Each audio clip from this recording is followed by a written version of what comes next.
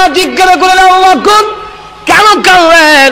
আবু বকর সিদ্দিক রাদিয়াল্লাহু আনহু বলেন, আমাকে কাঁদতে দাও, আমি তোমাদের আনন্দের মাঝখানে বাধা দেইনি। ওনারা বলেন, না হতে পারে না, হয়তো আমরা আপনার সাথে কাঁদবো, আর না হয় আপনি আমাদের সাথে আসবেন, হাসি আনন্দ আপনিও করবেন। বলেন দেখি কেন কাঁদবেন? আপনার কান্দারা যদি যুক্তিসঙ্গত হয় তাহলে আমরা মেনে নিব, আর না হয় আপনিও আমাদের সাথে আনন্দ করবেন। আবু বকর সিদ্দিক রাদিয়াল্লাহু আনহু বলেন, আমার কান্দার কারণ হইল আল্লাহর নবী বিশ্ব নবী আর বেশি দিন থাকবেন না। নবী বিদায় হয়ে গেলেন, আমি কিভাবে বরদাস্ত করব? নবীর বিরহ ব্যথার আমি সহ্য করতে পারবো না। সাহাবীরা বলেন, এটা কি বলেন? আল্লাহর নবী বিদায় হয়ে যাবেন, আয়াতের মধ্যে আছে নাকি রাসূল বিদায় হওয়ার কোনো কথা? আবু বকর সিদ্দিক বলেন, দিন যখন কমপ্লিট হয়ে গেছে, রাসূলকে আর রাখার কোনো দরকার নাই, আল্লাহ নিয়ে যাবেন। যমুনা ব্রিজের কাম যখন শেষ হয়ে গেছে, লন্ডন, আমেরিকা, কানাডা থেকে যে ইঞ্জিনিয়ার এসেছিল তাদেরকে সরকার আর রাখবে না, বিদায় টেনে নিয়ে যাবে। যেরকম ঠিক কিনা? আমাদের বৈরবের ব্রিজ যখন কমপ্লিট হয়ে গেল, এখন বাহিরের যতগুলো ইঞ্জিনিয়ার আর বড় অঙ্ক দিয়া রাখছিল সব রে নিয়ে গেছে, ব্রিজ কমপ্লিট। তোমরা এসে বলো যেরকম ঠিক কিনা? আল্লাহ রাব্বুল আলামিন বললেন, নবী গো, দিন যখন কমপ্লিট হয়ে গেছে, আপনি আর টাকার দরকার নাই, কি দরকার আপনার তখনের চলে আসুন। আবু বকর সিদ্দিকের কথা সাহাবীরা বলেন, তাই যদি হয়, রাসূল বিদায় হয়ে যায়, এটাই যদি সত্য হয়, তাহলে আমরা বরদাস্ত করতে পারবো না, তাহলে আমরাও সহ্য হয় না। নবী বিদায় হয়ে যাওয়া এটা আমরা কোনোদিন সহ্য করবো না। তবে আপনার কথাটা এখন যাচাই করণ লাগে। বিশ্ব নবীর কাছে গিয়ে বলেন, আল্লাহর নবী, রাহমাতুল লিল আলামিন। আবু বকর সিদ্দিক রাদিয়াল্লাহু আনহু বলেন, আজকে নাকি আয়াতের মধ্যে ইঙ্গিত আছে আপনি চলে যাইবেন, এমন ইঙ্গিত আসেনি আয়াতের মধ্যে। আল্লাহ রাসূল বলেন, আমার আবু বকর বুঝে আজকে বুঝেছে, আমার কাছে যেদিন ইজাজা সূরা নাজিল হয়েছে ওই দিনই আমি বুঝে ফেলেছি বেশি দিন থাকবো না। রাসূলের এই কথার দ্বারা কি বোঝা যায়? আবু বকর সিদ্দিকের কথাটা রাসূল সমর্থন করছেন কিনা? একটু জোরে বলেন না। তখন দেখা গেল সমস্ত সাহাবীরা কান্দায় জড়িয়ে পড়লেন। তাই যদি হয় রাসূল বিরহ ব্যথায়, তাহলে সাহাবীরা বিদায় হওয়ার ব্যথায় আনন্দ না করে কাঁদছেন। একটু জোরে বলেন না। তাহলে বোঝা গেল বিদায় হওয়ার ব্যথাটা আসার আনন্দের চাইতে বিদায় হওয়ার ব্যথাটার হওয়ার একটু জোরে বলেন না। যখন কান্না শুরু করলেন, হুজুর আপনি বিদায় হয়ে গেলে আমাদের কি অবস্থা হবে? অগলবে আমরা তো গোমরা হয়ে যাব, পথভ্রষ্ট হয়ে যাব, পথ হারা হয়ে যাব, জান্নাতের পথ তো আমরা পাবো না, আমাদের অবস্থা কি হবে? রাসূল তখন ভাষণ দিয়ে বলেন, ঠিক আছে আমি চলে যাচ্ছি, কিন্তু রেখে যাচ্ছি দুইটা। সেরকম কয়টা? আরো বলে কম। তারাক্তু বিকুম আমরাইন লান তাদিল্লু মা তামাসসাকতুম বিহিমা কিতাবাল্লাহি ওয়া সুন্নাত রাসূলিহি। আল্লাহ রাসূল বলেন, আমি চলে যাই, রেখে যাই দুই জিনিস, এটা দৈরা বাক্য, কামড় দিয়া বালা কইরা, তামাসসুক অর্থ হইল দাঁত দিয়া কামড় দিয়া ধরা, আল আযযু বিন নওয়াজিস, দাঁত দিয়া কামড়। ونعوذ بالله من شرور أنفسنا ومن سيئات أعمالنا، من يهده الله فلا مضل له ومن يضلله فلا هادي له، ونشهد أن لا إله إلا الله وحده لا شريك له، ونشهد أن سيدنا وسندنا وحبيبنا ومولانا محمدا عبده ورسوله الذي أرسل إلى الناس كافة بشيرا ونذيرا وداعيا إلى الله بإذنه وسراجا منيرا. أما بعد فقد قال الله تعالى في كلامه المجيد وفرقانه الحميد: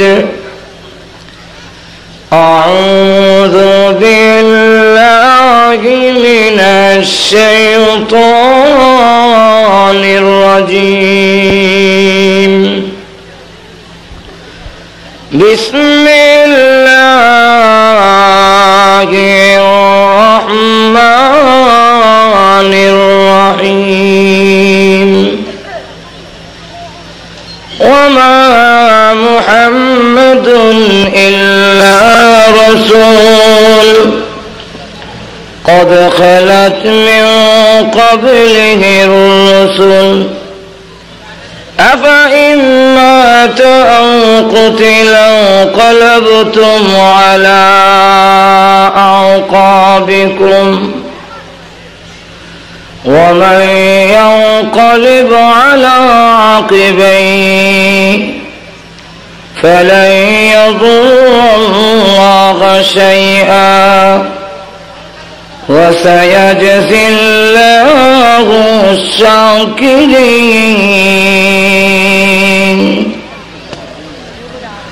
وقال تعالى في آية أخرى: إنك ميت وإنهم ميتون. بارك الله لنا ولكم في القرآن العظيم ونفعنا وإياكم بالآيات والذكر الحكيم. صلى الله على سيدنا ومولانا محمد وعلى آله وأصحابه وسلم. صلى الله على سيدنا ومولانا محمد وعلى آله وأصحابه وسلم. بلغ العلا بكماله كشف الدجى بجماله حسنت جميع خصاله.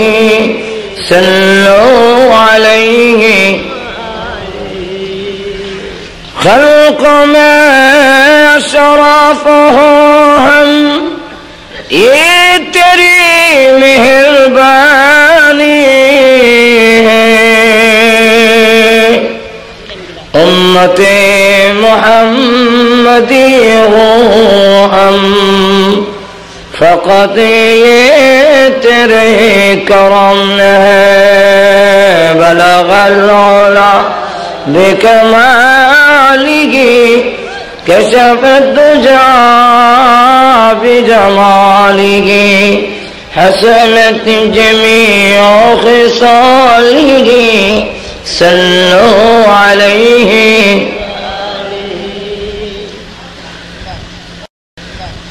শাহ তাজউদ্দিন রহমতুল্লাহ আলাইহি সমাজ কল্যাণ সংস্থা কর্তৃক আয়োজিত সর্বপ্রথম আমার রূহ সৃষ্টি করেছেন। আরশ কুরসি লৌহ কলম কিছুই ছিল না। হাদিসে কুরসির মধ্যে আল্লাহ নিজেও বলেন, আনা কুনতু কানজান মাখফিয়া, আমি ছিলাম একটি গুপ্ত ধন। যখন চাইলাম যে আমি প্রকাশিত হই, তো ফাখালাকতুল খালকা, আমি আমার মখলুক বিশ্বনবী রাহমাতুল লিল আলামিনকে সৃষ্টি করলাম, যার মাধ্যমে সমস্ত মখলুকের মধ্যে আমি প্রকাশিত হব। জিবরাইল আলাইহিস সালাতু ওয়াস সালাম বলেন যে আমার জন্মের 10,000 বছর গেল সৃষ্টির পরে, আমি জানতাম না আমার নাম কি। 10,000 বছর পরে যখন আমাকে ডাক দিল ইয়া জিবরাইল কইয়া, তখন আমি বুঝলাম আমার নাম জিবরাইল। আরো 10,000 বছর গেল, জানলাম না আমার কাম কি। আরো 10,000 বছর পরে জানলাম যে আমার এই কাম। এইভাবে কয়েক 10,000 বছর গেল, কিন্তু যেদিন আমার ভিতরে প্রাণ দেওয়া হইল, ওই দিনই আমি জিন্দা হয়ে আরশের পায়ের মধ্যে লেখা দেখেছি লা ইলাহা ইল্লাল্লাহু মুহাম্মাদুর রাসূলুল্লাহ। লা ইলাহা ইল্লাল্লাহর শেষের অংশ মুহাম্মাদুর রাসূলুল্লাহ, সেখানে মুহাম্মদ আল্লাহর রসুল, এই কথাটা আমার জন্মের পরে হাজার হাজার বছর যাওয়ার পরেও, লক্ষ লক্ষ বছর পরেও আমি এর আগেও দেখেছি আরশের পায়ের মধ্যে রসুলের নাম লেখা আছে। তাহলে জিবরাইল আলাইহিস সালাম বলেন যে আমারও জন্মের কোটি কোটি বছর আগে রসুলের সৃষ্টি করা হয়েছে। তো সেই জগতের আলোচনা হলো একটা। এরপরে আসলো ইংরেজি তারিখ হিসাবে 570 খ্রিস্টাব্দে 20 এপ্রিলে রসুল পৃথিবীতে আসলেন, সকল শেষের নবী। এটি স্বাভাবিক। প্রধান অতিথিকে কোনো অন্য কোনো কারণ যদি না ঘটে, স্বাভাবিকভাবে প্রধান অতিথিকে শেষে দেওয়া হয়। এখন ঠিক কিনা? আর এর আগে যারা বয়ান করতে থাকে, বলতে থাকে যে প্রধান অতিথি আসতেছে, উনি আসবেন, আপনাদের সামনে বয়ান দেবেন, কি বলে এরকম কয় না? তো আমাদের নবী যেহেতু সকল নবীর সর্দার, সকল নবীরাই দাওয়াত দেওয়ার ফাঁকে ফাঁকে আবার এই কথাও বলছেন সকলের শেষে নবী আসতেছেন, বিশ্ব নবী আসতেছেন, উনি আমাদের সকল কিছু বাতিল। তো বিশ্ব নবী আসতেন সকলের শেষে, উনি সর্বশেষ নবী। পৃথিবীতে আসার পরে রসুলের এই গোটা দুনিয়ার জীবনটাকে হাদিসের কিতাবে 2 ভাগে ভাগ করছে। প্রথমত একটা ভাগের নাম হলো, যেমন মেশকা শরীফও আছে, একটা অধ্যায়ের নাম হলো বাবু ওয়ালাদাতিন নবী সাল্লাল্লাহু আলাইহি ওয়াসাল্লাম। রসুল পৃথিবীতে আসার, যাকে ওয়ালাদাত মানে জন্ম। আরেকটা দিক হইল বাবু ওয়াফাতিন নবী, রসুলের ওফাত, রসুলের ইন্তেকাল। কারণ প্রত্যেকটা আল্লাহ ছাড়া, এক কথায় আল্লাহ ছাড়া যা আছে সব মাখলুক, আল্লাহ হলেন খালেক। কি বলেন? আমার কথা বুঝেন তো আপনারা? ঠিক কিছু না কইেন। আমাদের স্রষ্টা, আমাদের সৃষ্টিকর্তা একজন না কয়েকজন? আরো জোরে কন। তাহলে আমাদের সকলের স্রষ্টাকে, খালিককে, আল্লাহ ছাড়া কি আর কেউ খালেক আছে? সৃষ্টিকর্তা আছে? আল্লাহ হলো আমাদের সৃষ্টিকর্তা। আর আল্লাহ ছাড়া যা আছে সব হইল মাখলুক। এই মাখলুকের মধ্যে আবার স্তর আছে। মাখলুকের মধ্যে সবচেয়ে শ্রেষ্ঠ আল্লাহর পরই বিশ্বনবী রাহমাতুল লিল আলামিন, ওনার মর্যাদা। তো আল্লাহ ছাড়া মাখলুক বলতে যা আছে সকলের মরণ। বুঝা থাকলে কিছু হা না কয়েন, আরো তো এখন আসেনি। কুল্লু মান আলাইহা ফান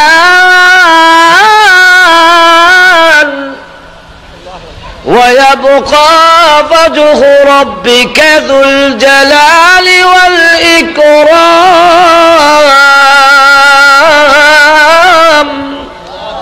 আল্লাহ বলেন সম্মান ও মর্যাদার অধিকারী আল্লাহ একমাত্র, তিনি বাকি থাকবেন, আর সবগুলো ধ্বংসশীল, সবগুলো ধ্বংস হবে।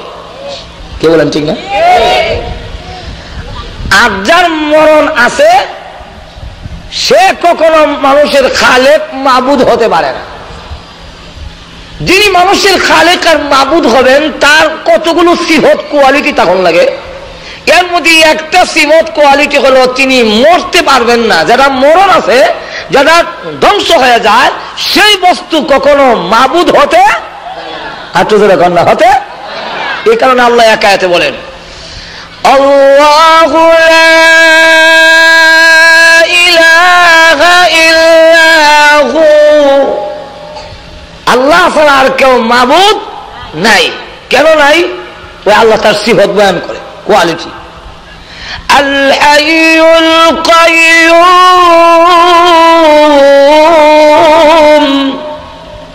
যিনি তিনি হাই, তিনি চিরঞ্জীব, মরণ তাকে কোনদিন স্পর্শ করবে না। কি বলেন, ঠিক কিনা? এমনকি আজরাইল পর্যন্ত সকলের প্রাণ বের করার পরে বলবেন, আল্লাহ প্রাণী বলতে আর কেউ নাই। বলে কেউ নাই? আল্লাহ আপনি আছেন, আমি আছি। আপনি তো আল্লাহ, আপনার মরণ নাই, আর আমি তো মানুষের রূপ বের করছি, আমি আজরাইল, আমার বের করবার তো কোনো আজরাইল নাই, অতএব আমি আছি। উনি মনে মনে ভাবছেন যে আমি হয়তো থাকবো, মরতাম না। আল্লাহ বলবেন, তোমার রুহু বের করে দাও। তুমি দাও। আল্লাহ, আমার তো দিতে হবে। হ্যাঁ।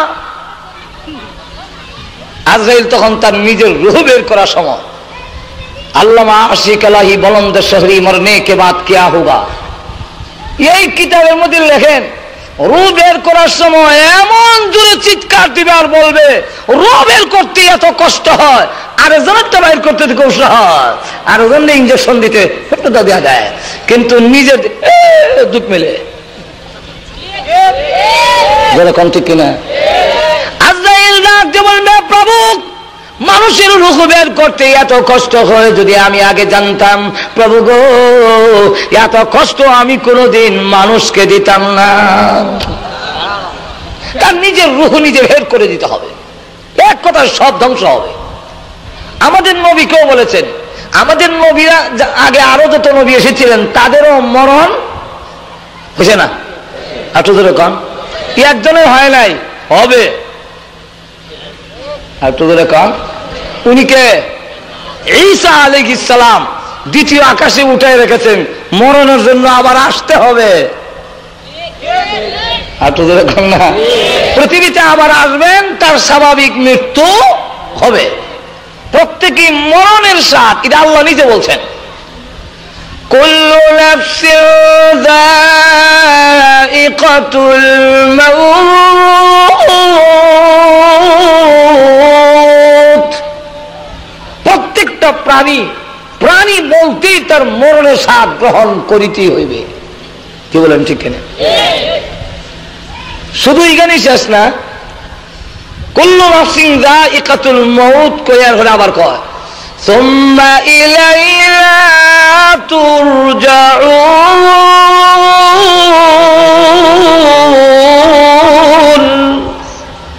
আবার সকলেই তার কাছে ফিরে যেতে হবে। কার কাছে? আরো জোরে আওয়াজ দিয়ে বলুন, কার কাছে? আল্লাহর কাছে। তো আগের নবীরও বিদায় হয়েছেন, আর আমাদের নবীও, ওনাকেও আল্লাহ আগে জানাই দিয়েছেন, হে রাসূল আপনি বলুন। কি বলবো? কুল ইন্না সালাতি ওয়া নুসুকি ওয়া মাহইয়ায়া ওয়া মামাতি লিল্লাহি রাব্বিল আলামিন।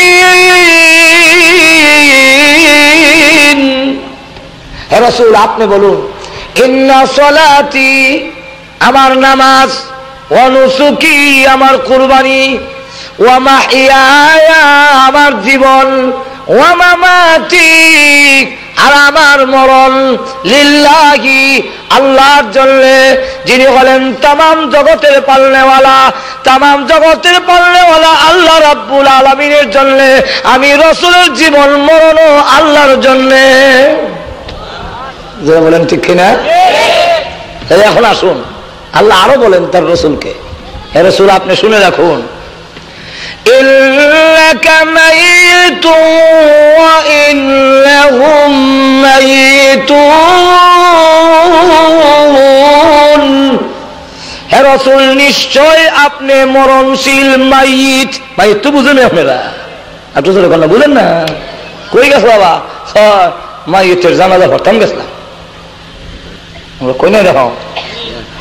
ইন্নাকা মাইতুন, নিশ্চয় হে রাসূল আপনি, কা ইন্নাকা, ইন্না মানে নিশ্চয়, কা মানে রাসূল, ইন্নাকা নিশ্চয় আপনি মাইয়িতুন, আপনিও মরণশীল, আপনিও মাইয়িত। ওয়া ইন্নাকুম মাইয়িতুন, আর আপনার দুশমন যারা তারাও মরণশীল। জোরে বলেন ঠিক কিনা? আরো জোরে কান। তাহলে এখন আসুন আল্লাহর নবী রাহমাতুল লিল আলামিনের আমি যে আয়াতে কারিমা তেলাওয়াত করলাম, এই আয়াতগুলো নাজিল হয়েছিল উহুদের গর্তের ভিতরে। বলবো না অসুবিধা হইতেছে? আর আমার রাসূলের জীবনের দুইটা দিক, ইহকালের জীবন। একটা ভাগ হলো বাবু ওয়ালাদাতিন নবী, রাসূল দুনিয়াতে আসলেন, আর একটা দরজা দিয়ে রাসূল পৃথিবীর থেকে বিদায় হয়ে গেলেন। এক দরজা দিয়ে আগমন ঘটলো, আর এক দরজা দিয়ে রাসূল বিদায় হয়ে গেলেন। এখান থেকে শিক্ষা গ্রহণ করার দরকার। প্রত্যেকটা মানুষই এক দরজা দিয়ে পৃথিবীতে আসে, আর একটা দরজা দিয়ে পৃথিবীর থেকে বের হতে হবে। যেই দরজা দিয়ে এসে তো এইটার নাম জন্ম, জীবন নিয়ে আসলাম। আর যেই দরজা দিয়ে বিদায় হব তার নাম হলো ওয়াফাত, মৃত্যু, মরণ।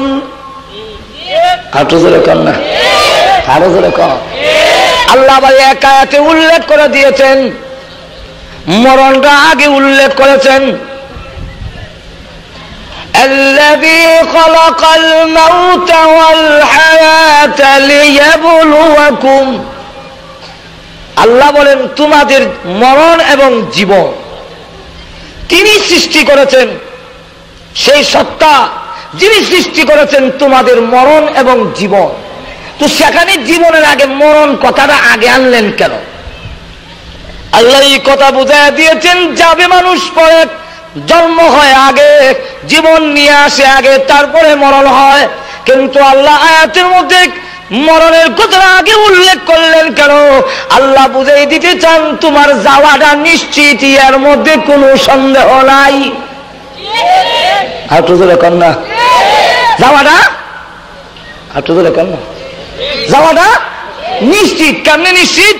নিশ্চিত হলো আমরা যখন নাকি বিভিন্ন দেশে যাই, লন্ডন যান, আমেরিকা যান, কানাডা যান, দুবাই, কুয়েত, কাতার যান, শহরে যাবেন, আমরা যারা ভিজিটার, আমরা যারা মুসাফির, আমরা যারা ভ্রমণকারী, 2 মাস পরে আসবো, তো আসার 2 দিন আগে টিকিটটা কাটতে আসলতেই হবে। কিন্তু তা না করে যাওয়ার আগে রিটার্ন টিকিটটা আগে করুন লাগে। আমি যাব 2 মাস পরে আসবো, 6 মাসের ভিসা। তো যাওয়ার সময় শুধু যাওয়ার টিকিট কাটতে আমি লন্ডন গেলাম, আসার সময় আবার আসার টিকিট কাটতে এলাম, এটা তো নিয়ম। কি বলেন ঠিক কিনা? কিন্তু দেখা গেল আর তো জোরে কম। তাহলে এখন আসুন আল্লাহর নবী রাহমাতুল লিল আলামিনের বেলায় রাসূল বলেছেন,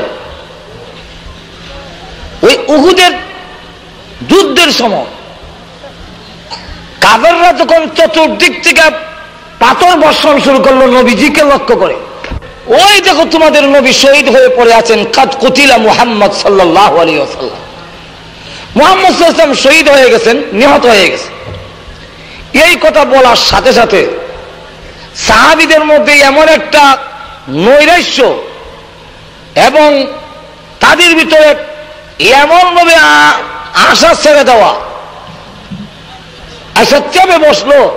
খলিফাতুল মুসলিমিন উমরের মতো সাহসী লোক হাত থেকে অস্ত্র ফেলে দিয়ে বসে গেছে, আর রাসূল নাই, আমারও থাকার কোনো দরকার নাই।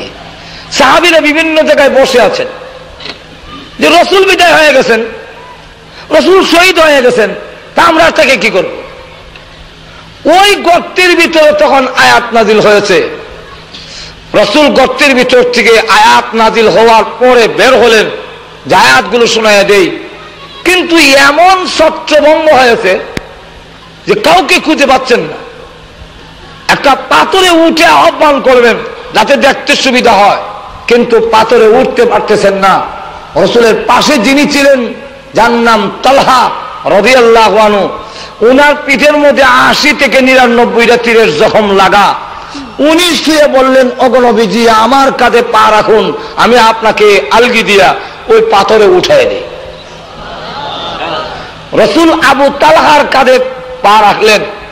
আবু তালহা রাদিয়াল্লাহু আনহু রাসূলকে এত জখম সহ, তিনি নিজেও রক্তাক্ত, এরপর রসুলকে উঠায়া পাথরে উঠাইয়া দিলেন।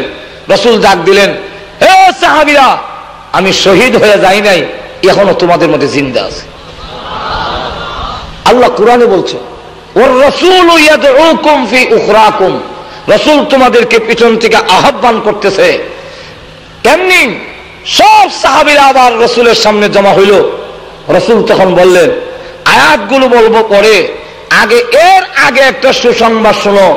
আউজাবাত তালহা, আউজাবাত তালহা, আউজাবাত তালহা, আমার তালহার জন্য আল্লাহ তৈরি জান্নাত ওয়াজিব হয়ে গেছে।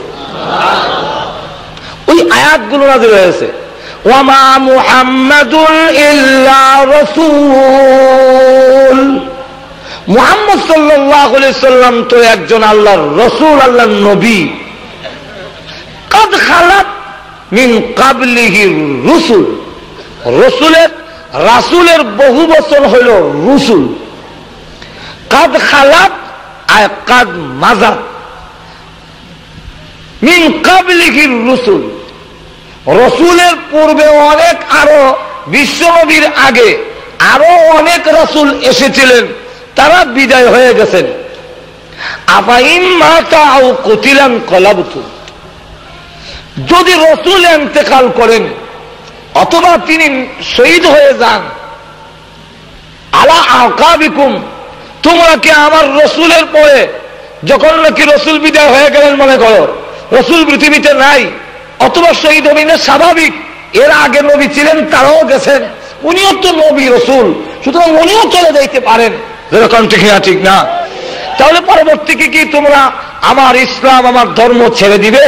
এই আয়াতের মধ্যেও এই কথা তাদেরকে আশ্বস্ত করা হয়েছে যে রসুল একদিন বিদায় হবেই তো, যেরকম ঠিক না ঠিক না? রসুলের অভাব, রসুলের ইন্তেকাল, রসুলের পৃথিবীর থেকে বিদায় হওয়া, এটা কোরআন হাদিস রসুলের বক্তব্যের দ্বারাও প্রমাণিত। রসুল নিজে বলেছেন, গোপন করেননি, আপনি সবগুলো আমাদের কাছে পৌঁছে দিয়েছেন, এর মধ্যে কোনো সন্দেহ নাই, আমরা সাক্ষী দিচ্ছি যে আপনি আমাদের কাছে পৌঁছে দিয়েছেন। রসুল তখন আকাশের দিকে শাহাদত আঙ্গুলি উঠাইয়া বললেন, আল্লাহুম্মা শাহাদ। ঘুমায় গেছেন না কেন জানে? আল্লাহুম্মা শাহাদ, আল্লাহুম্মা শাহাদ, আল্লাহ তুমি সাক্ষী দেখো। ১৬ লক্ষ সাহাবী এক বাক্যে বলেছে, তুমি আমার কাছে দাওয়াত দিয়েছিলে আর বলেছিলে ইয়া আইয়ুর রাসূল বাল্লিগ, ওগো আল্লাহ তুমি আমাকে যে বলেছিলে যে তুমি পৌঁছায়া দিও, তুমি আমার কাছে যা দিয়েছিলে, যা নাযিল করেছিলে, একটু গোপন করিনি, আমি আমার উম্মতের কাছে পৌঁছায়া দিয়েছি। এই যে সাক্ষী দিল তারা, আর তাদের সাক্ষী তোমাকে রাখলাম। তাহলে রাসূলের এই ভাষণের দ্বারা বোঝা যায় যে একটাও গোপন রাখা যায় নাই। তাহলে ৯০,০০০ কালাম হয়েছে, ৬০,০০০ গোপনী, ৩০,০০০ জাহিরি, এই বাটপারিকরণের কোন সুযোগ নাই। আর তো জোরে কন্যা বলে লাউ ডক্কি বাজানি কই পাইছ, বলে এটা মূল লালা পাইছে না, এটা বাতিনি। মুসলাম বহরা মুখের সেতুর বন্ধ হইয়া, আর মেয়ে লোকের মতো চুল রেখে হলে কুয়া বাইন্দা এই সুরত ধারণ করা কই লইছ, বলে এইটা মূল লাগা পাইছে না, মূল লাগা পাইছে ৩০,০০০ জাহিরি এলেন, আর এটা পাইছি আমরা, এটা কখনের কোন সুযোগ নাই। আর তো জোরে কন না, আরো জোরে কন, কেন সুযোগ নাই? রসুল তো নিজে বলতেছেন যা ছিল আমি পৌঁছাইয়া দিয়েছি, একটাও গ্রহণ করি নাই। সাহাবায়ে কেরাম সাক্ষী দিল পৌঁছাইছেন। এখন ওই আরেকজন মাঝখান দিয়া এই কথা কহনের কোন সুবিধা রয়েছে? আর তো যখন আছে, রসুল যখন এইভাবে ভাষণ দিলেন, আয়াত নাযিল হয়ে গেল, আল ইয়াউমা আকমালতু লাকুম দীনাকুম ওয়া আতমামতু আলাইকুম নিয়ামতি। এই আয়াত নাযিল হওয়ার পরে সাহাবীরা আনন্দিত, সাহাবীরা খুশি, কিন্তু একটা লোক কানলে, তাহলে বোঝা গেল সকলের বুঝ শক্তি এক সমান নয়। যেরকম ঠিক না, সকলে এক সমান বুঝে না। রসুল দুনিয়াতে আসার তারিখ ১২ রবিউল আউয়াল, বিদায় হওয়ার তারিখও 12 রবিউল আউয়াল। তো 12 রবিউল আউয়াল যদি বিদায় হয়ে থাকে, আসার যে আনন্দ, বিদায় হওয়ার ব্যথা আর আনন্দ থাকে না, এটা ব্যথায় পরিবর্তন হইয়া যায়। আর তো ধরে কন না, আরো ধরে কন। মনে করেন আমাদের গহরপুরে হুজুর যে তারিখে আসছিলেন, মনে করেন এই তারিখে যদি আবার বিদায় হইতো, বিদায় হওয়া যায় ব্যথা শেষ। ফুলতলির সাপ যদি যে তারিখে বিদায় হয়েছে, এই তারিখে যদি আসতো, জন্ম তারিখটা এই তারিখে হইতো, বিদায় হওয়ার কারণে আসার আনন্দ বিদায় হওয়ার ব্যথায় সম্পূর্ণ রূপান্তরিত হয়ে যাবে, আর আনন্দ থাকে না। সুতরাং ঠিক তেমনি ভাবে 12 রবিউল আউয়াল রাসূল পৃথিবীতে আসলেন, আবার 12 তারিখে বিদায় হয়ে গেলেন। বিদায় হওয়ার ব্যথাটায় আসার আনন্দের আনন্দ রয়েছে না, সম্পূর্ণ ব্যথায় রূপান্তরিত হয়ে গেছে। ঠিক না? ঠিক না? এখন দেখা গেল আবু বকর সিদ্দিক বসে কান্দে, আর বাকিরা তো খুশি। কেন খুশি? খুশি হইল যে আল্লাহ বলছেন আলিয়াউমা আকমালতু লাকুম দীনাকুম, আজকে আমার দ্বীনকে পরিপূর্ণ করলাম। তুই একটা বিল্ডিং এর কাজ আরম্ভ হয়েছিল, কয়েক রাজমিস্ত্রি করছে।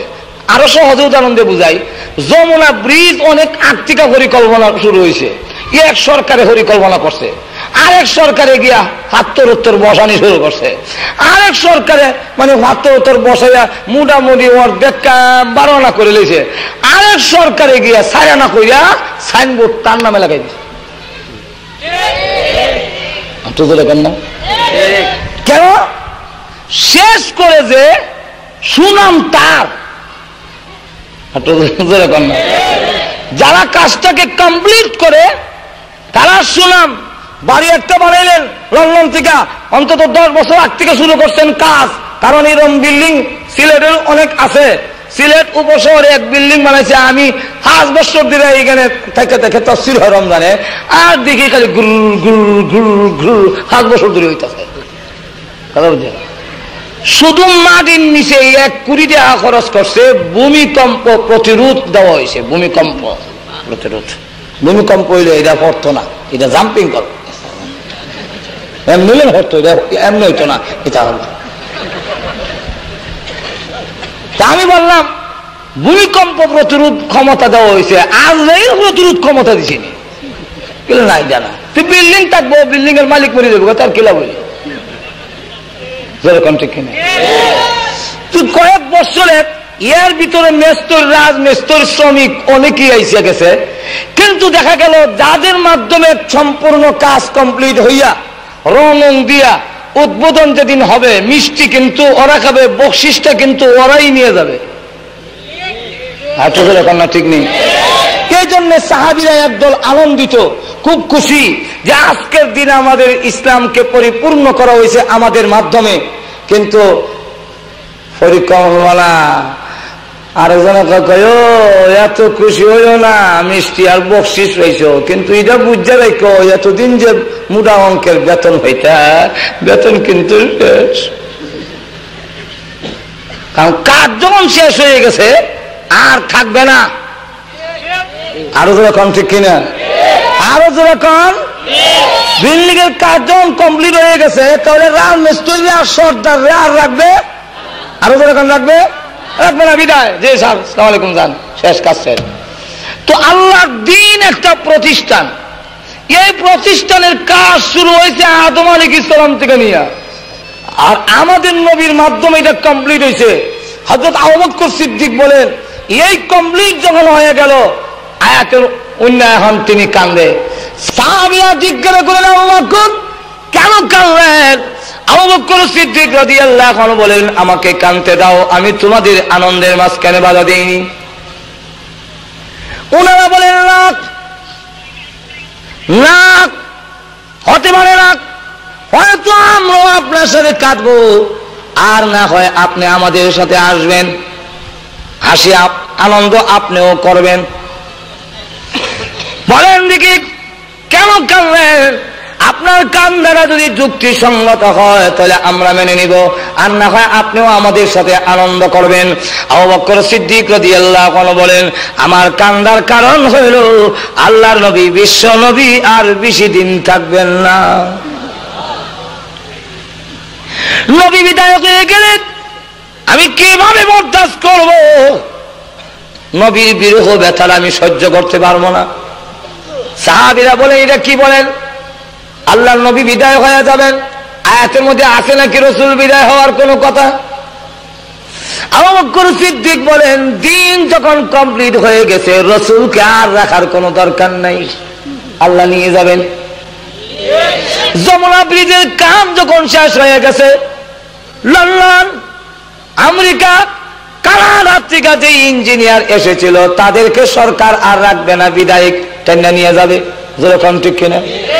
আমাদের বৈরবের ব্রিজ যখন কমপ্লিট হয়ে গেল, এখন বাহিরের যতগুলো ইঞ্জিনিয়ার আর বড় অঙ্ক দিয়া রাখছিল সব রে নিয়ে গেছে, ব্রিজ কমপ্লিট। তোমরা এসে বলো যেরকম ঠিক কিনা? আল্লাহ রাব্বুল আলামিন বললেন, নবী গো, দিন যখন কমপ্লিট হয়ে গেছে, আপনি আর টাকার দরকার নেই, কি দরকার আপনার তখনের চলে আসুন। আবু বকর সিদ্দিকের কথা সাহাবীরা বলেন, তাই যদি হয়, রাসূল বিদায় হয়ে যায়, এটাই যদি সত্য হয়, তাহলে আমরা বরদাস্ত করতে পারবো না, তাহলে আমরাও সহ্য হয় না। নবী বিদায় হয়ে যাওয়া এটা আমরা কোনোদিন সহ্য করবো না। তবে আপনার কথাটা এখন যাচাই করণ লাগে। বিশ্ব নবীর কাছে গিয়ে বলেন, আল্লাহর নবী, আপনি রাহমাতুল লিল আলামিন। আবু বকর সিদ্দিক রাদিয়াল্লাহু আনহু বলেন, আজকে নাকি আয়াতের মধ্যে ইঙ্গিত আছে আপনি চলে যাইবেন, এমন ইঙ্গিত আসেনি আয়াতের মধ্যে। আল্লাহ রাসূল বলেন, আমার আবু বকর বুঝে আজকে বুঝেছে, আমার কাছে যেদিন ইজাজা সূরা নাজিল হয়েছে ওই দিনই আমি বুঝে ফেলেছি বেশি দিন থাকবো না। রাসূলের এই কথার দ্বারা কি বোঝা যায়? আবু বকর সিদ্দিকের কথাটা রাসূল সমর্থন করছেন কিনা? একটু ধরে কেন না? তখন দেখা গেল সমস্ত সাহাবীরা কান্নায় জড়িয়ে পড়লেন। তাই যদি হয় রাসূল বিরহ ব্যথায়, তাহলে সাহাবীরা বিদায় হওয়ার ব্যথায় আনন্দ না করে কাঁদছেন। একটু ধরে কেন না? তাহলে বোঝা গেল বিদায় হওয়ার ব্যথাটা আসার আনন্দের চাইতে বিদায় হওয়ার ব্যথাটার হওয়া একটু ধরে কেন না? যখন কান্না শুরু করলেন, হুজুর আপনি বিদায় হয়ে গেলে আমাদের কি অবস্থা হবে? ওগুলো যে আমরা তো গোমরাহ হয়ে যাব, পথভ্রষ্ট হয়ে যাব, পথ হারা হয়ে যাব, জান্নাতের পথ তো আমরা পাবো না, আমাদের অবস্থা কি হবে? রাসূল তখন ভাষণ দিয়ে বলেন, ঠিক আছে আমি চলে যাচ্ছি, কিন্তু রেখে যাচ্ছি দুইটা। সেরকম কয়টা? আরো যেরকম, তারাকতু বিকুম আমরাইন লান তাদিল্লু মা তামাসসাকতুম বিহিমা কিতাবাল্লাহি ওয়া সুন্নাত রাসূলিহি। আল্লাহ রাসূল বলেন, আমি চলে যাই, রেখে যাই দুই জিনিস, এটা দৈরা বাক্য, কামড় দিয়া ভালো কইরা, তামাসসুক অর্থ হইল দাঁত দিয়া কামড় দিয়া ধরা, আল আযযু বিন নাওয়াজিস, দাঁত দিয়া কামড় দিয়া ধরলে শক্ত ধরা হয়। এই জন্য আমরা অনেক সময় গুসা উঠলে কই, বেশি মাথর যদি তাহলে কামড় দিয়া ধরুন, এর অর্থ কামড় দিয়ে ধরলে শক্ত ধরা হয়, দিনে ডাকনা দিলে ছাড়তাম না। তো আল্লাহ রাসূল বলেন, তোমরাও আঁকড়ে ধরো, ভালো করে কামড় দিয়া ধরবে, আঁকড়ে ধরবে। যদি এই ভালো করে ধরতে পারো, তোমরা কখনো পথ হারা হবে না, পথ ভ্রষ্ট হবে না। একটা হলো আল্লাহর কোরআন রেখে যাই, আর আমি রাসূলের হাদিস আমার তরিকা রেখে যাই। আর তো জোরে কোন ঠিক নেই, আরো জোরে কোন। এইভাবে দেখা গেল আল্লাহ নবী, বিশ্ব নবী রাহমাতুল লিল আলামিনের এই ঘটনার দ্বারাও বোঝা যায় রাসূল যে বিদায় হয়ে যাবেন এটা নিশ্চিত। যেরকম ঠিক না? ঠিক না?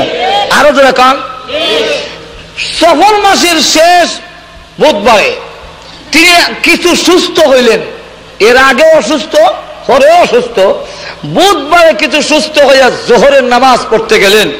জোহরের নামাজ পড়ে রাসূল যখন মিম্বরে বসলেন, আর সকলে সাহাবীরা রাসূলের সামনে বসলো, রাসূল ওয়াজ আরম্ভ করলেন। কি ওয়াজ?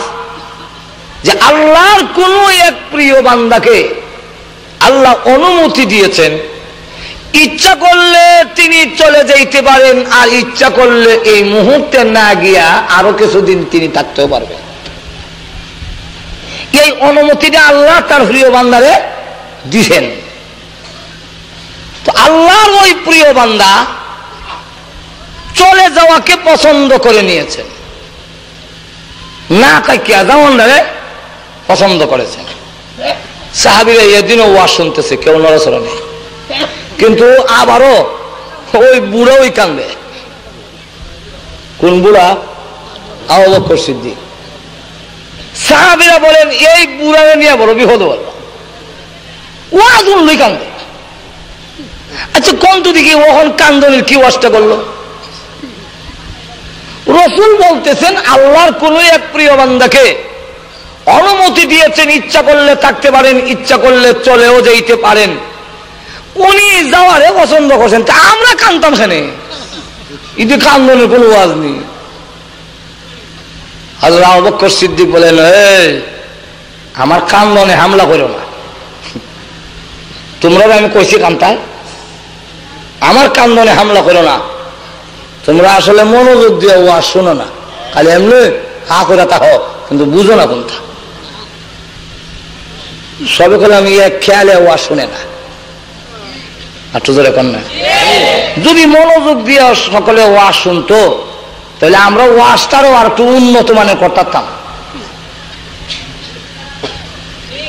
একটু ধরে কন না, শ্রোতারা যদি সকলেই ওয়াজ শোনার খেয়ালে যে কি পরিমাণ কোরআন হাদিস কয় আমরা বুঝায় এটা বুঝতাম আইছি, এরকম যদি নিয়তে আইতো তা আমরা ওয়াজটাও আর একটু সাইজ করে করতাম পারতাম।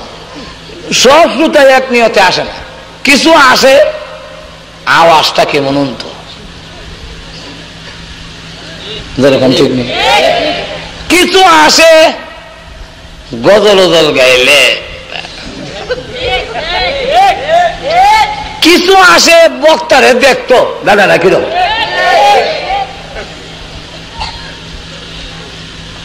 এক মহিলা ওয়াজ শুনে ঘরের ভিতর থেকে আর কান্দে, তো অন্য মহিলা জিগাইল তুমি কান্দো কেন? হুজুর কান্দনের মতো কি ওয়াজটা করলেন? আমি তো হুজুরের ওয়াজ না কান্দতেছি না। কেন লেগে কান্দে? ও কান্দি কিছুদিন আগে আমার একটা বকরি আছিল, এটা মরে গেছে, 2 কেজি দুধ দিত। এখন হুজুর যে ওয়াজ করে আর দাড়িটা যেমন লড়ে লাড়া, আমার ইয়াদ হইয়া যায় কি ওই যে বকরিটার কথা, এটা ঘাস খায় আবার যখন নাকি জাবর কাটতো ভাজাইতো এই সময় দায়রা লড়তো। হুজুর যে সময় কথা কয় তখন দায়রা লড়লে ওই বকরিটার কথা ইয়াদ হইয়া যায়, লেগা কান্দি আর দুঃখে। এই বিধি কোন নিয়তে ওয়াজ শুনতেছে? আরেক জায়গায় দেখি একবেলা ওয়াজ করতেছে, মক্কা গেলাম মদিনা গেলাম ঢাকা গেলাম সিলেট গেলাম, আরে অরসুরের মতো এমন জায়গা পাইছি না। এমনি এক মুরব্বী বেড়া সিল্লি মারছে। আরেক যুবক ছেলে জিগাইল চাচা আপনি যে সিল্লি মারলায়? হুজুর যে কইল মক্কা গেলাম মদিনা গেলাম ঢাকা গেলাম সিলেট গেলাম, আরে অরসুরের মতো এমন জায়গা পাইছি না। তাহলে মক্কা মদিনা থেকে কি হরসুরের জায়গাটা বেশি সুন্দর হইব? চাচা কয় না, মক্কা মদিনা সুন্দর বেশি হইব। আচ্ছা মক্কা মদিনার থেকে কি হরসুরের ফজিলত বেশি হইব? না বা, মক্কা মদিনার ফজিলত বেশি। তো আপনি যে সিল্লি মারলেন, আমি কি আর এটা বুঝে সিল্লি দিছি? আমি তো টানে শুধু সিল্লি মারছি। ঠিক না? ঠিক না? তো আমাদের দেশে ওই রকম আছে, জিজ্ঞাসাও করে না, জানতেও চায় না যে ওয়াজ আনলাম হ্যাঁ আদৌ কোন সার্টিফিকেট আছে কিনা, মাথা পড়ছি কিনা, না ক্যাম্বাসার, এটা আমরা মুডও যাচাই করি না। আর তো এখন ক্যাম্বাসেও তো ওষুধ বেছে, আর তো এখন না ডাক্তারও ওষুধ দেয়, দেয় না? আর তো এখন না এমবিবিএস ডাক্তারও ওষুধ দেয়। আর গাড়ি তুটলে দেখবেন সুবহানাল্লাহ বিহামদিহি, একটু তার মধ্যে আরো জোর বেশি। আমার এক পাইল হালুয়া, কোহিনুর হালুয়া খাবেন, আমবাত জামবাত রসবাত কিরাবাত, ঠিক না? ঠিক না? আলচার আমসার বিরিয়ার ক্যান্সার যা আছে সব এক পাইলে বের হয়ে যাবে আমার ওষুধে। আবার মুখে এমনি হাত দেয়। আমার এই ওষুধে কোনো ভেজাল ধরতে পারলে আমি 50,000 টাকার চ্যালেঞ্জ করলাম। কোন এমবিবিএস ডাক্তার যদি থাকেন তাহলে আমি চ্যালেঞ্জ। অনেক এমবিবিএস থাকে কিন্তু জব দেয় না, এই ক্যাম্বাসারের কথা জব দিতে যাইব। ঠিক দেখবেন এই দেশের সত্যিকারের যে কোনো দলেরই হোক, হক্কানি বড় আলেম যদি হয়, এই কথা কয় না যে আমার চ্যালেঞ্জ 50,000 টাকা আমার চ্যালেঞ্জ, এটা কেউ কয় না। যারা কয় দেখবেন এটি বেশিরভাগ ক্যাম্পাসার। আর তো ধরে কর না ক্যাম্পাসার, ঠিক আছে দেখবেন কয় 50,000 টাকার চ্যালেঞ্জ, অথচ চ্যালেঞ্জ করলে হ্যাকার হইতে হয় না। যেরকম ঠিক না, ঠিক না? 50,000 চ্যালেঞ্জ করিলে এখন লক্ষ্য করুন, লক্ষ্য করে দেখেন যে এই যে অবস্থা পরিস্থিতি, যে আমি ওয়াজ গভীর মনোযোগ সহকারে যদি শুনি তখন ওয়াজ করা যায় মন মতো, যেরকম ঠিক না, ঠিক না? আর না হয় আমরাও অনেক সময় ওই লাইনত তাৎপর্যপূর্ণ আলোচনা করা যায় না, কারণ বুঝবে না, উঠে দেবো। আর তো যেরকম না, ঠিক নেই? তখন নিয়ত করণ লাগে যে না যেমন উঠে, যেরকম ঠিক নেই। এখন আসুন সামনের দিকে যাই। রাহমাতুল লিল আলামিনের ওয়াজ শুনে আবু বকর সিদ্দিক রাদিয়াল্লাহু আনহু কান্দে। সাহাবীরা বলেন কান্দনের কোনো ওয়াজ তো করলেন না। আবু বকর সিদ্দিক রাদিয়াল্লাহু আনহু বলেন, ও সাহাবীরা, আল্লাহর নবী বিশ্ব নবী রাহমাতুল লিল আলামিন আমাদের কাছ থেকে আজকে বিদায় নিয়ে গেলেন। কোথায় বিদায় নিলেন? রাসূল কি বলছেন নাকি যে আমি চলে যাই? না, বলেন নাই, কিন্তু ইঙ্গিতে বোঝা যায় আল্লাহর নবী রাহমাতুল লিল আলামিন, ওনার কথার দ্বারাই বোঝা যায় আল্লাহ রাসূল বলেছেন আল্লাহ তার কোন প্রিয় বান্দাকে অনুমতি দিয়েছেন, ইচ্ছা করলে তিনি পৃথিবীতে থাকতে পারেন, আবার ইচ্ছা করলে তিনি পৃথিবী থেকে চলে যেতে পারেন। আল্লাহর ওই প্রিয় বান্দা বলতে বিশ্ব নবী তার নিজেকে বুঝাইয়েছেন। এর কারণ আল্লাহর নবী ছাড়া এই পৃথিবীতে আল্লাহ আর কোন নবীকেও এই অনুমতি প্রদান করে নাই। আমাদেরকে করবে দূরের কথা, আমাদের মতো সাধারণ লোককে আল্লাহ বলবে দূরের কথা। কেউ আব্দুল বসির সাহেব, কেউ সবির আলী, দবির আলী, কবির আলী আর ইলিয়াস আলী, কৌশল দিকে থাকবা না চলে আসবা, এরকম কাউকে বলবে না। আর তো দূরে ক তাহলে আল্লাহ যখন এই আল্লাহ রসুল যে বলতেছেন আল্লাহ তার কোন প্রিয় বান্দাকে অনুমতি দিয়েছেন, সেই অনুমতিটা রসুল ছাড়া আর কারোর জন্য নয়। যেরকম ঠিক না, ঠিক না? আরো যেরকম ঠিক না, এতেই যদি হয় তাহলে রসুল বিদায় হয়ে যাওয়া এর ব্যথাটা আমরা সহ্য করতে পারবো না। সেই মাত্র বলেছেন। এমনি সাহাবীরা বলেন তাই যদি হাত বিশ্বনবী রাহমাতুল লিল আলামিনকে এখন জিজ্ঞাসা করব, এখন আমরা বলবো আল্লাহ নবী রাহমাতুল লিল আলামিনকে যখন জিজ্ঞাসা করা হইল, রাসূল বলেন এমনি মিম্বর থেকে নিচে নেমে আসলেন, এসে আবু বকর সিদ্দিক রাদিয়াল্লাহু আনহুকে জড়িয়ে ধরলেন, দেখে বললেন, আরে আবু বকর, আমার ওয়াজটা তো কেউ বুঝছিল না, তুমি আর না আমার ওয়াজ বুঝাইয়া দিয়েছো। হে আবু বকর, আর কেউ আমার ওয়াজ বুঝেনি, তুমি আমার ওয়াজটা বুঝাইয়া দিয়েছো। আবু বকর, দুনিয়াতে যে যেমন আমাকে ভালোবেসেছে প্রত্যেকের প্রতিদান আমি দিয়েছি, কিন্তু পারলাম না আমার জিন্দেগিতে আমার আবু বকরের ভালোবাসার প্রতিদান দিতে।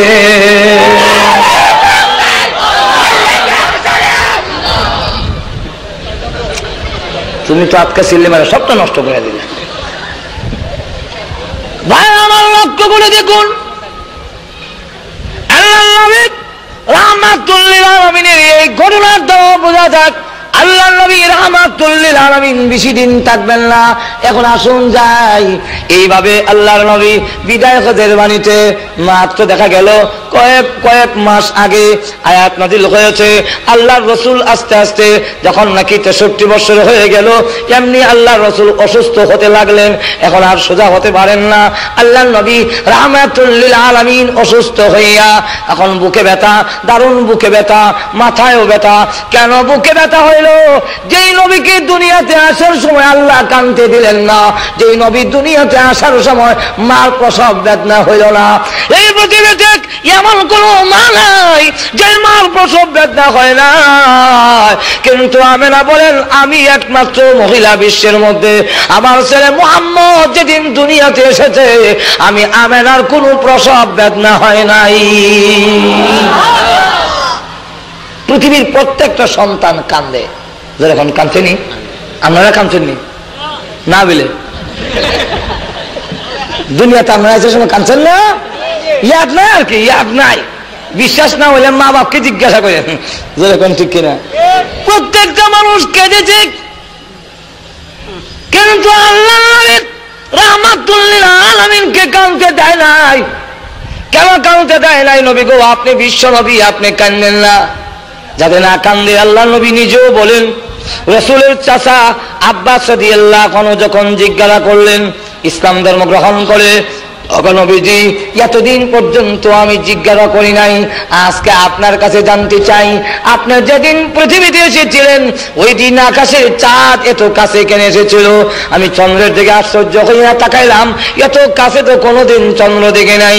আবার আপনার দিকে তাকাইলাম, তাকাইয়া দেখি গো আপনি ওই চন্দ্রের দিকে তাকাইয়া মুসকে মুসকে আসেন। আমি তখন ভাবলাম এই কি কারবার, মুহাম্মদ চন্দ্রের দিকে তাকাইয়া মুসকে আসে আর আকাশের চাঁদ। অগনবীজি আপনার মাথা মোবারক ডাইনে বামে নড়াইলে আকাশের চাঁদ ডাইনে বামে নড়ে, এর কি কারণ দেখেছিলাম? এত বললাম না। আল্লাহ নবী আবারও মুস্কে আসে দিয়া বলেন, চাচা গো যা দেখেছিলেন ঠিক দেখেছিলেন, ওই আকাশের চাঁদ এসেছিল আমি রাসূলকে আনন্দ দেওয়ার জন্য, আমি যেন না কান্দি। একটু ধরে কন্যা সুবহানাল্লাহ।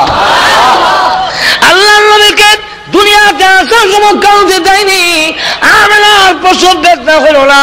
আল্লাহর নবী এখন বুকে কেন বেদনা হয়, কেন বুকে ব্যথা হয়? আল্লাহর নবী ডাকতে বলেন, সাহাবীরা রে আমার বুকে কেন ব্যথা হয় আমি বুঝি। ওই ব্যথাটা আমার বেড়ে গেছে। কোন ব্যথা?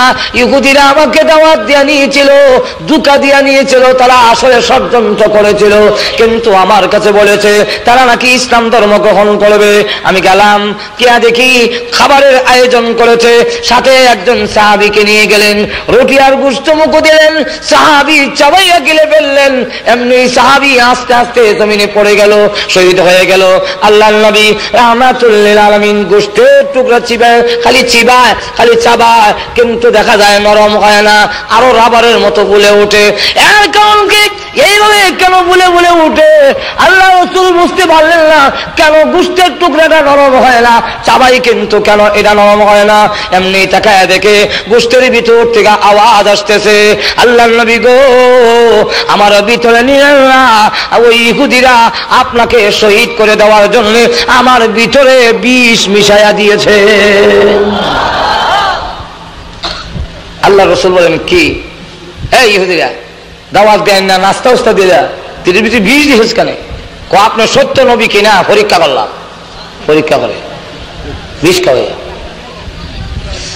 আল্লাহ নবী রাহমাতুল লিল আলামিন মাঝে মাঝে বলতেন, ওই যে গোশতের সাথে কিছু ঝুল বিষ যে মিশাইছে আমার ভিতরে লেগেছে।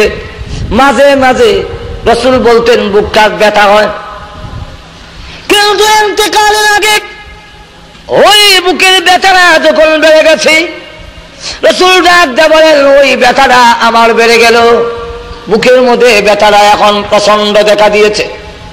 কেন ব্যথা দেখা দিয়েছে? আল্লাহ কি ইচ্ছা করলে রাসূলকে ব্যথা ছাড়া নেওয়ার ক্ষমতা নাই? একটু জোরে কান্না। এর কারণ হইল আল্লাহর নবী হাদিসের মধ্যে বলতেন, আল্লাহ আমার আকাঙ্ক্ষা হলো তোমার রাস্তায় যেন শহীদ হই, আবার সুম্মা উহিয়া আমাকে আবার দুনিয়াতে পাঠাইলে, জিন্দা হইলে সুম্মা উকতাল আমাকে আবার যেন শহীদ করা হয়, আমি আবার শহীদ হইতাম, আবার দুনিয়ার থেকে আবার দুনিয়াতে আইলে আবার শহীদ হইতাম। প্রভু গো আমার আকাঙ্ক্ষা হলো তোমার রাস্তায় আমি শাহাদত বরণ করার, আমার মন চায় তোমার রাস্তায় শহীদ হইয়া বিদায় হইতাম। কিন্তু আল্লাহ বলেন, নবী গো এই আকাঙ্ক্ষা পুরা হবে না। এর কারণ হইল আমি আল্লাহ ঘোষণা দিয়েছি আপনাকে কেউ শহীদ করতে পারবে না। এর কারণ হইল আমি স্বয়ং আল্লাহ আপনার 24 ঘন্টার পাহারাদার।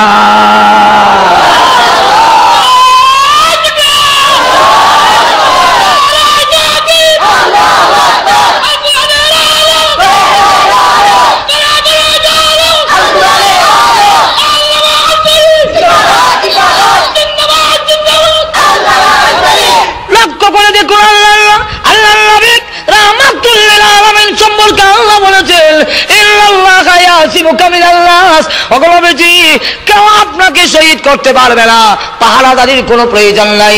আবু বকর, তালহা, জুবায়ের এদেরকে কেন পাহারাদার নিযুক্ত করেছেন?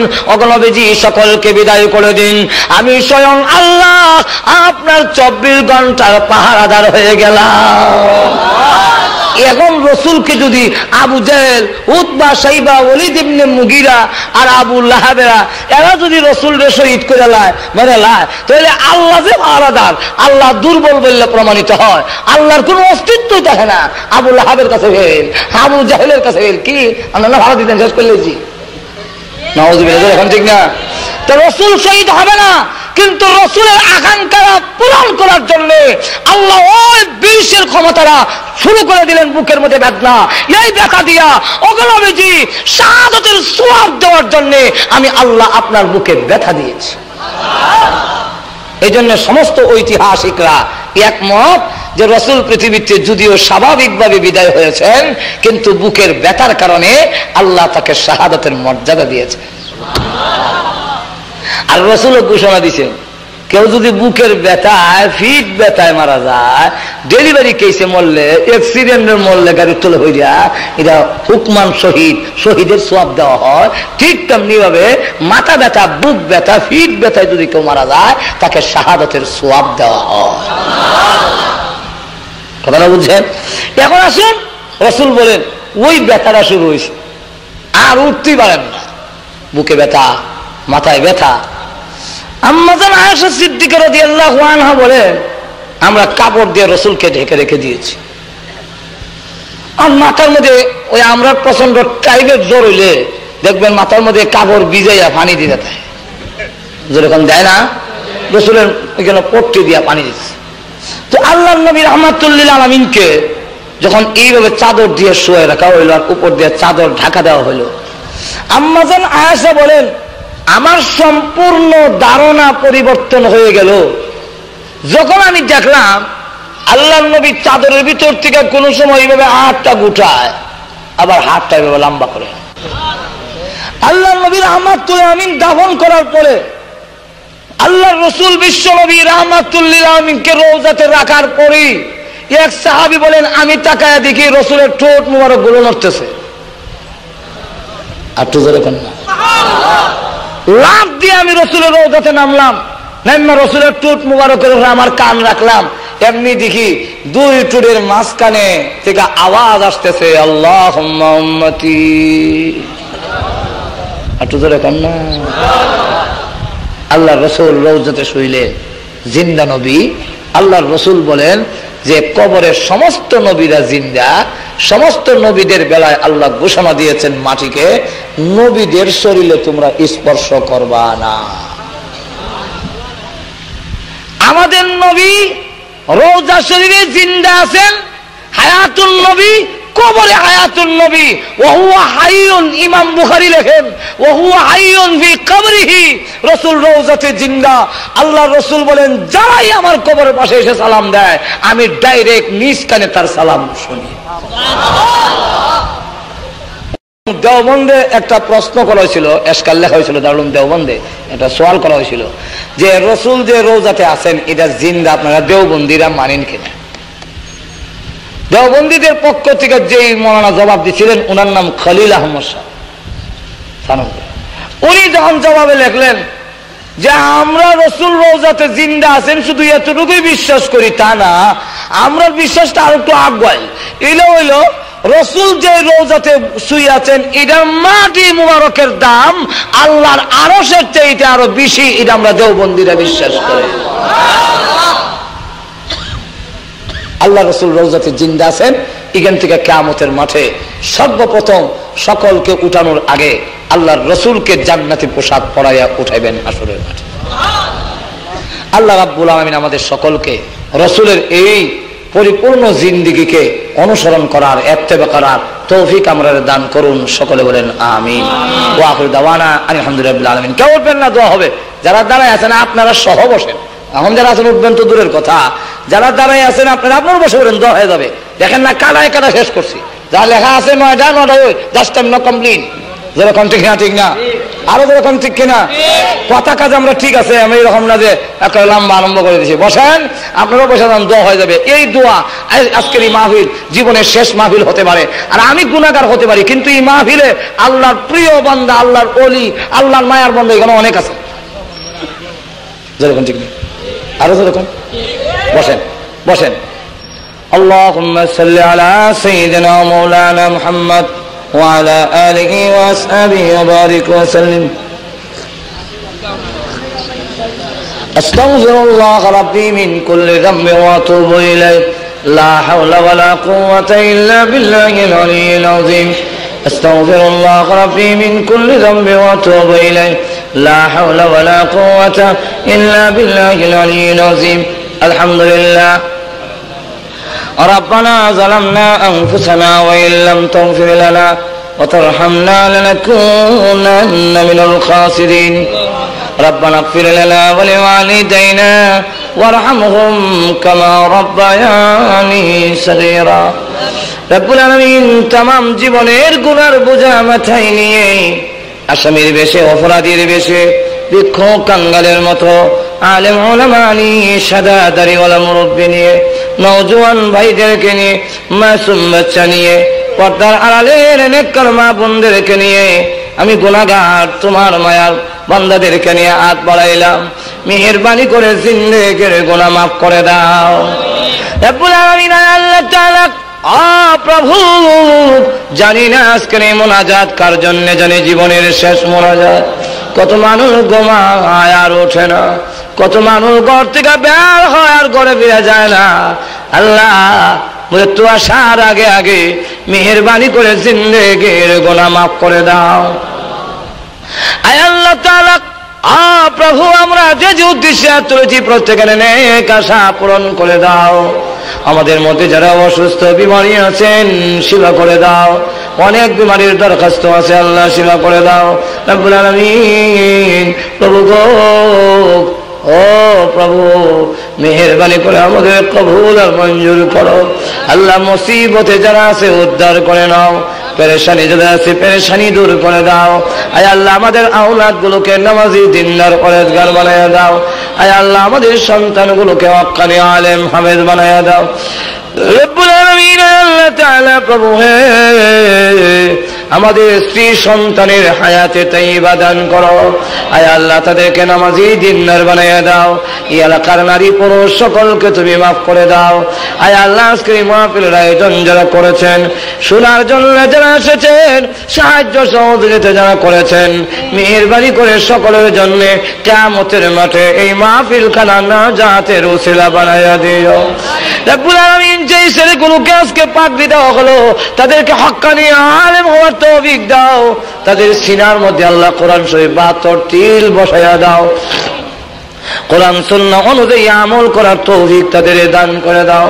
আয় আল্লাহ তাআলা, প্রভু হে, আমাদের পক্ষ থেকে লক্ষ কোটি দুরূদের সালাম সোনার মদিনা পৌঁছিয়ে দাও। আয় আল্লাহ তাআলা, আয় আল্লাহ, যত মুমিন মুমিনাত কবরে ঘুমায় আছেন সকলের কবরের আযাব মাফ করে দাও। আয় আল্লাহ তাআলা, বিশ্বনবীর তোবায়ে, বিশ্বনবীর জুতা মুবারকের তোবায়ে আমাদের দোয়াখানা কবুল মঞ্জুর করে নাও গো আল্লাহ। ربنا تقبل منا إنك أنت السميع العليم وتب علينا إنك أنت التواب الرحيم. بقول سبحان ربك رب العزة عما يصفون وسلام على المرسلين والحمد لله رب العالمين. آمين آمين برحمتك يا أرحم الراحمين. السلام عليكم ورحمة الله.